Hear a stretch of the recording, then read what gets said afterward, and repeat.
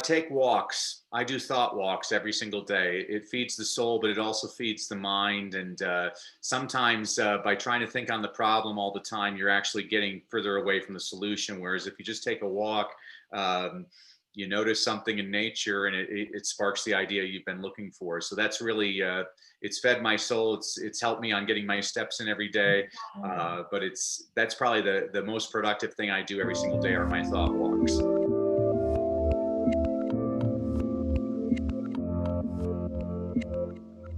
Hey everyone, this is Devin Miller here with another episode of the Inventive Journey. I'm your host, Devin Miller, the serial entrepreneur that's grown several startups into 7- and 8-figure businesses, as well as the CEO and founder of Miller IP Law, where we help startups and small businesses with their patents and trademarks. And if you ever need help with yours, just go to strategymeeting.com and we're always here to help.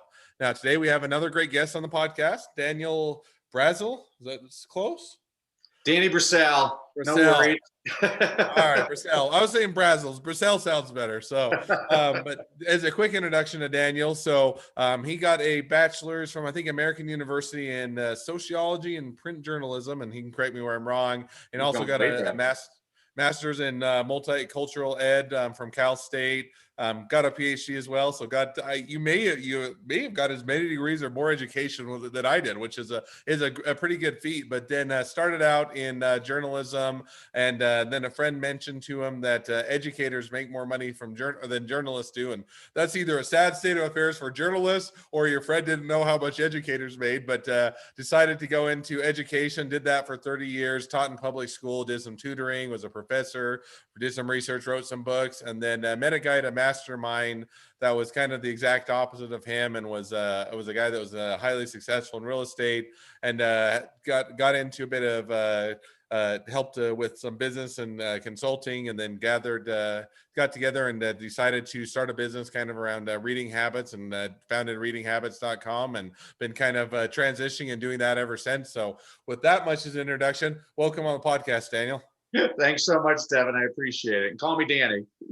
All right. You never know. It's kind of like when you get a David versus a Dave, or a Daddy versus a Daniel, and all of those variations. I'm like, I never know which one, so I never know which one to go by. So I'll call you Danny now. I'm only Daniel when I'm being reprimanded. So. Fair enough. So, and hopefully that's not too often. So we'll appreciate you coming on the podcast. So I gave kind of a brief introduction, but take us back a bit in time, kind of when you were getting your bachelor's at American University, and how that kind of all started to play out for you. Well, thank you, Devin. I mean, that was kind of a fluke as well. I really put all my marbles into the basket. There was a university I wanted to attend. I really wanted to go to Yale, and I had the grades, I had all the activities, I was an all-state football player, I had great recommendations, had the test scores, and I got my rejection letter on a Tuesday afternoon from Yale.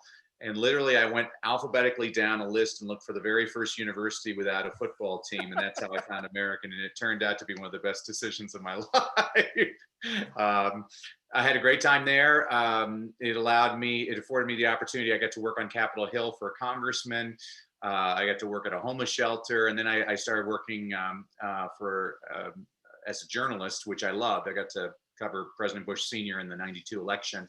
And then I had my pick of any newspaper, and I had a great offer from a major newspaper that was going to pay me $16,500 a year for the city beat. And then a friend of mine, like you said, told me there was a teaching position in inner city Los Angeles for $25,200 a year. So I became a teacher for the noblest of reasons, for the high pay. Well, that is typically not there's a lot of great reasons, and a lot of teachers are awesome. It's typically not for the high pay. So I guess everything is relative. And if you're not making as much as for journalism, maybe teachers are a high pay. Yeah, and it's actually, I mean, it was probably a good move, because over the last 30 years, a lot of people don't know this, is the number of journalists laid off is about the equivalent of the population of Orlando, Florida. And it's a very dangerous thing, I tell people, is, Thomas Jefferson was a big believer in a free press over democracy. And it's, I always tell people there's really no such thing as fake news. There's people that depend on one news source. The more journalists, the better. You need people being held accountable. So no, and I definitely agree, and I think that there's the better, the more news you have, and the removing, and it's always, I think one of the fallacies, and get me off on a total side note, is to try and completely remove biases or remove personal inputs or personal thoughts from news is it's nearly if not impossible, but to definitely have the different sources of opinion, different ideas and different reporting and everything else definitely adds to the freedom and democracy, and I think adds to a lively debate and everything else. And so now you did that. So you went into journalism and you did that for a period of time. And then you decided, okay, I'm going to go make the big bucks as a teacher. So you did that Yeah. for a period of time, and you did that for, I think it was 30 years. Is that right? Yeah, I've taught I've taught all grade levels. I tell people from preschoolers all the way up to rocket scientists because I can make that claim. I taught several years English as a second language to engineering students at the University of Southern California.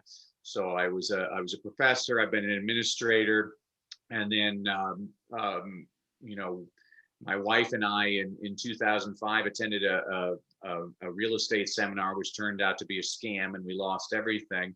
And I looked at it as one of the best things ever to happen to me because I always focus on the positives, and it brought my wife and I closer together.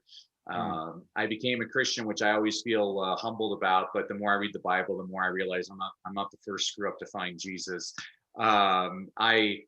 I used to be tight with money, and no longer I'm no longer tight with money because I realize money is just a tool. It's not an end. Um, I the big thing though was, well, probably another big thing was I try not to judge other people now because if I was somebody looking at what I had tried to do, I'd say, oh, well, you deserve that. But now I realize if you don't know everything about a person, you really don't know anything about a person. But the big Mm. thing was in order to avoid filing for bankruptcy, which I wound up having to many years later. I really didn't want to, but in order to avoid it for many years, I asked my accountant, I'm like, well, how do I avoid this? He's like, well, you have to make this much more money this year. And Mm. so I started speaking on the side. And that year I hit exactly the number he gave me. Well, Devin, the next year he gave me a much higher number, and I hit that number exactly on the number. And so the Mm. third year I thought, well, maybe I should set a higher number. And so really during one of the worst economic downturns in American history, I actually built up a speaking business, which was great. And it afforded me the opportunity to participate in masterminds and coaching with lots of different people.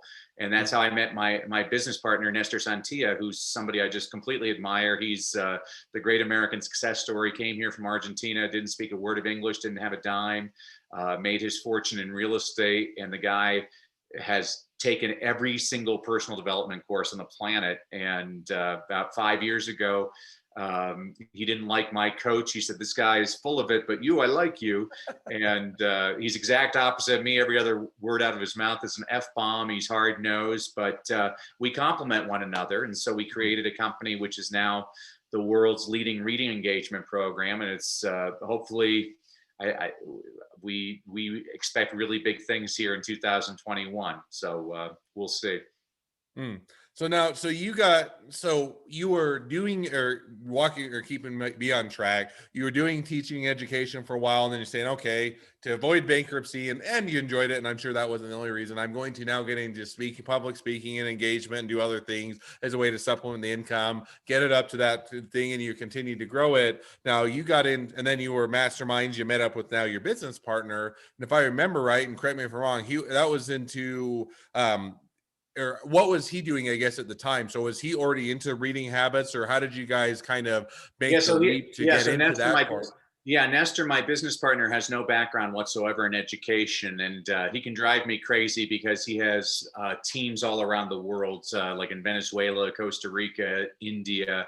And so he's constantly doing marketing for me. And a lot of these people, English isn't their first language. And I'm a person that between my education and my journalism background, I can't stand typos, and I sound like I'm speaking broken English a lot of the times. But the thing is, Devin, he gets stuff done. Most people never get anything done. And I adore Nestor for that, just because I've never seen a person, I never knew a person could actually work harder than me, but he really does work harder. And the universe rewards speed. You'll never beat him. So now one question to kind of follow up on that. So how did you, so you guys, kind of made connection with the mastermind, thought, you guys have kind of good synergy, you complement each other's weaknesses and do that. Now, how did you get together to form a business, and how did you actually figure out what that was going to be and get that kicked off? So that's a great question, Devin. So we did it like everybody else did. We were at a Mexican restaurant having margaritas one day, and we were talking about he had some friends that were in teaching, and I had assisted them. And he's like, "Wow, you're really good at that." And I Hmm. was training some people on. I had worked with about several thousand volunteers on how to work with kids on reading, and I told him, well, I would love to do something on reading. And then I kind of just offhandedly said, one of my pet peeves about a lot of personal development people is they'll tell you it takes 21 days to change a habit. And to those Hmm. people, I say, show me the research. I actually know exactly where that number comes from. It's from a wonderful book written in 1960 called Psychocybernetics by Dr. Maxwell Maltz, who was a plastic surgeon. And in the preface of the book, he said he noticed it took most of his patients about 21 days to get used to their new faces. Well, a lot of self-help gurus, people that I actually respect and admire, by the way, they started telling people it takes 21 days to change a habit. Well, there was research done in 2009 at University of London on habit formation, and they found it took anywhere from 18 to 254 days to change a habit, and the average was 66 days. Well, I don't like the number 66, so I threw in a bonus day, and so we created a program that lasts 67 days. And I'll tell you Give you why that that's cushion. actually That way, if you're just not quite average, you can have an extra. exactly. Well, and I'll tell you why it's important, Devin, because let's say you're trying to lose weight. And so you follow a diet religiously for 21 days, but on Hmm. day 22, you fall off the wagon. Well, you blame yourself, where Hmm. that's completely false. Research shows it takes you 3 times on average that amount of time.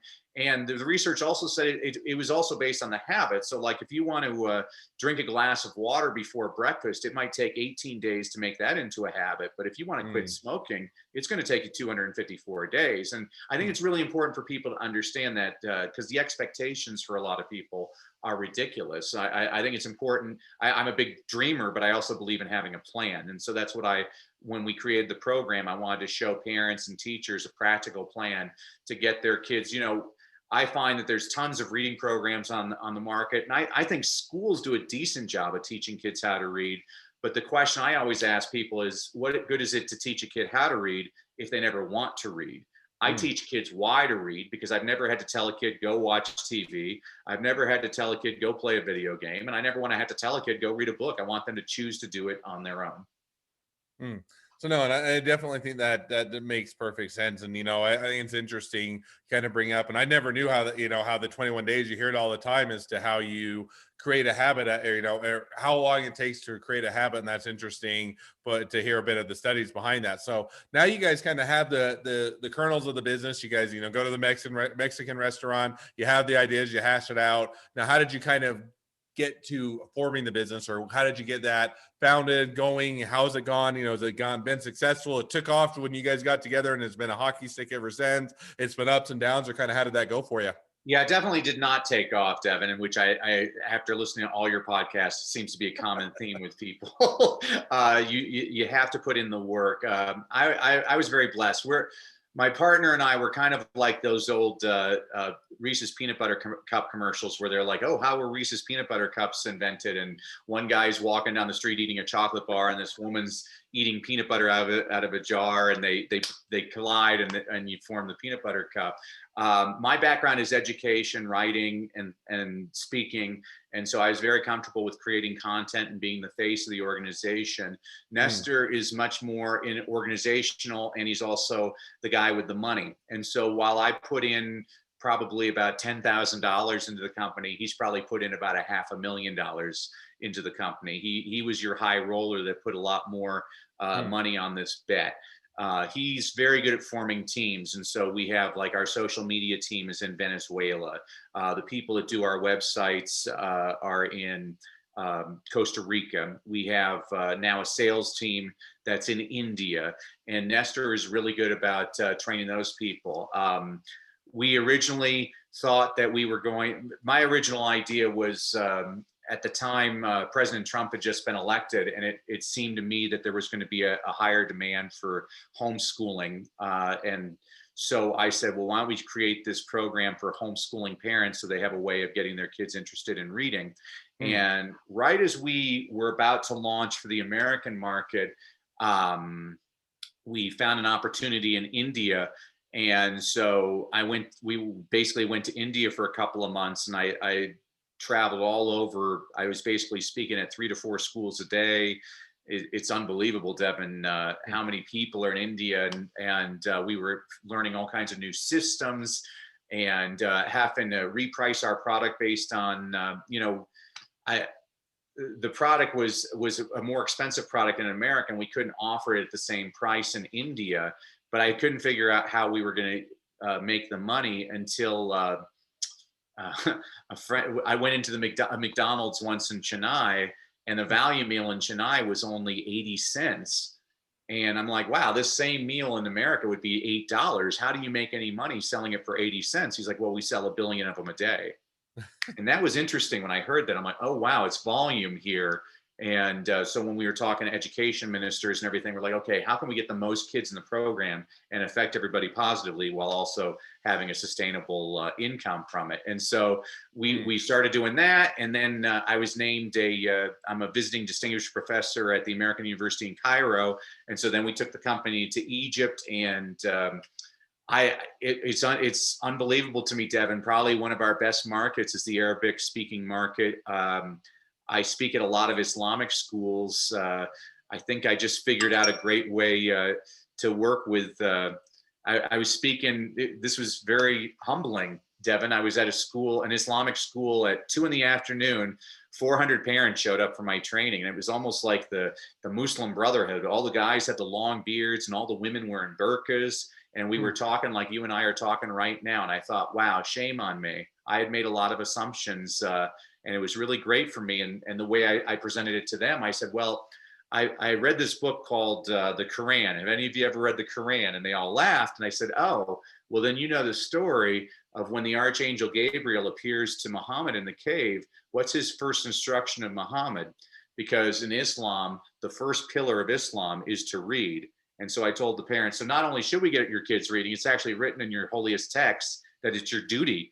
And everybody started nodding. And I'm like, my goodness, this is like a perfect audience. And so it just took off. And that's really what I kind of tell people is probably, here I am a speaker and a writer, but what serves me the best is listening and finding out, a lot of people say, if you build it, they will come. That's totally wrong. I think if they want it, then you build it. And our product has gone through all kinds of different generations based on feedback from what people want. So that's a very long answer to a very short question.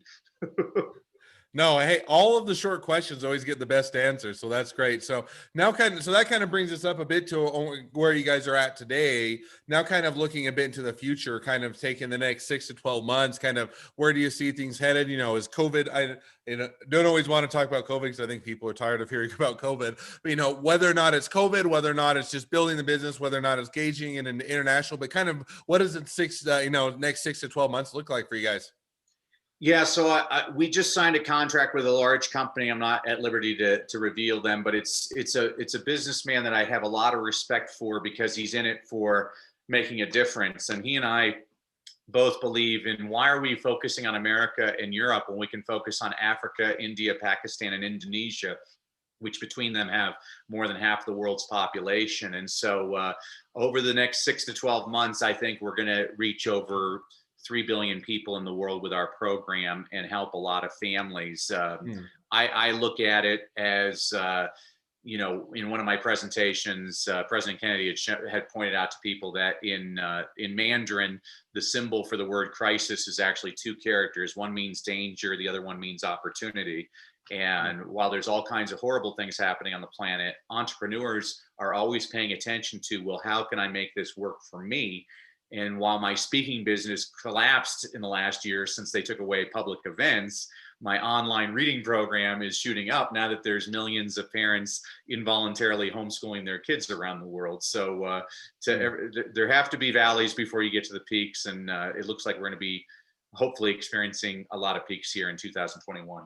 Well, that's awesome, and that's definitely exciting to have those deals in the works, and definitely hope they work out and they're a wild success for you guys. So, well, Thank as we you. now start to wrap towards the end of the podcast, I always have two questions I like to hit on, so we'll hit on those now. So, the first question I always ask is, along your journey, what was the worst business decision you ever made, and what did you learn from it? I think one of the worst business decisions I ever made was thinking I knew everything. And I think probably the most important thing is everybody needs a coach and everybody needs somebody to encourage them. You can't do it on your own. I think a lot of people try to be solopreneurs, but even if your mentors are just like I get a lot of it out of just listening to your podcast, Evan, just listening to other people's trials and triumphs. I think that's really important. And so my biggest mistake was thinking I knew it all.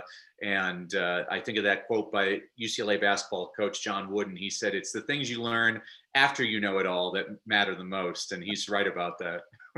No, and I definitely, and I think that, take any entrepreneur, and it probably almost inherently, you think you know more than everybody else, because if you didn't, you would never get into business. If you didn't think you knew better than what others were doing and how they're doing it, and you couldn't do it better, you would never get into that. And yet, by the same definition, you don't know everything, and you may be expert or, very smart in given areas, but you're never going to know it all. And so I think learning those things that you don't know, and then either coming up to speed on them, or a lot of times you find those other people that complement you, kind of like you do with your business partner, and say, okay, I can't be an expert in everything, nor can I do everything. And finding those, hey, I'm always going to be learning. I'm always going to be figuring out that I don't know a lot of things. And I'm also going to be bringing people around me that are expert in those areas, makes for a great combination.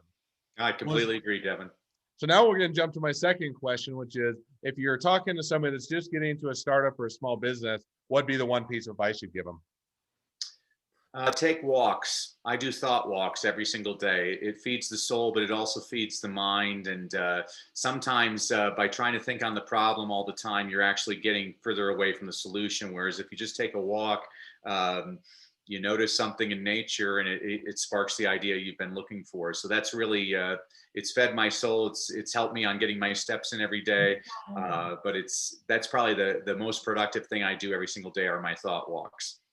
No, and I love that because, one of the things, and everybody at the office tends to joke, or at least the marketing people, because I always come to them in the mornings, or usually it's in the morning, and say, I've got a great idea. Now let's go implement it. And it's like, and it usually starts out with, I was listening to a podcast as I was out for a run today, and this one, this thing hit me. And half the time, it's really nothing to do with the podcast that I'm listening to. It's just, it gives me an opportunity to think and to decompress and to kind of let my mind wander to areas that I otherwise, when I'm so busy, it doesn't have time to wander. Or I catch a little nugget of something that's really not related to what I'm thinking about, but kind of sparks the idea. So I love the idea of walks or getting out or having a time to decompress, and just kind of letting your mind wander to those areas that it normally doesn't get when you have a busy day. Because I think that can have a great impact on kind of letting your mind decompress so you can focus on the things that you don't often get to. So, well, as we wrap up, if people want to reach out to you, they want to connect up with you, they want to find out more about, your business and what you guys are doing, they want to be a customer, client, they want to be an investor, they want to be an employee, they want to be your next best friend, any or all of the above, what's the best way to reach out or find out more? Well, I always want to serve. And so I wanted to give all of your audiences a thank you for listening. If they go to freereadingtraining.com, they'll get 3 goodies. First of all, everybody will get a copy of my book, Read, Lead, and Succeed, which is a book. I wrote it for a school principal who was looking for a way to engage his faculty. So I said, okay, I'll write you a book. And so every week I give you a concept, an inspirational quote, an inspirational story, a book recommendation on a book you should read, but you're probably too lazy because you're an adult. So I also give you a children's picture book recommendation that demonstrates the same concept. And then I'll also throw in a couple of digital trainings of some of the tricks I train parents to use with their kids to get them excited about reading. And really, most parents comment to me as they go through the program, they're like, wow, I never knew how much fun reading could actually be. And I really should instigate a study of if I can actually improve the parents' reading levels at the same time as the kids, because I really think that's the way you do it. So that freereadingtraining.com for everybody, Devin. I really appreciate all that you do, because even earlier today, I was actually on my thought walk and I was listening to your podcast. And just like you said, sometimes you'll be talking about something that has nothing to do with what I'm thinking about, but it triggers a different thought, which is important. No, and I definitely encourage everybody to reach out. I'm a big proponent of reading. I usually like two ways to decompress or to think or to learn, and one is podcast and the other is reading. And I think both have two different ways that can kind of help to trigger and kind of learn different ways. And I definitely think people should check you out and get connected. So, as we wrap up, appreciate you coming on. Now, for all of you that are listeners, if you have your own journey to tell, would love to have you on the podcast. Feel free to go to inventiveguest.com and apply to be on the show. Also, as a listener, two additional things. One, make sure to click subscribe in your podcast player so you know when all of our awesome episodes come out. And two, leave us a review so new people can find out about us. Last but not least, if you ever need help with patents, trademarks, or anything else, reach out to us at Miller IP Law by going to strategymeeting.com. Well, thank you again, Danny. It's been fun. It's been a pleasure. And I wish the next leg of your journey even better than the last. Thank you, Devin. Thanks for all you do. God bless.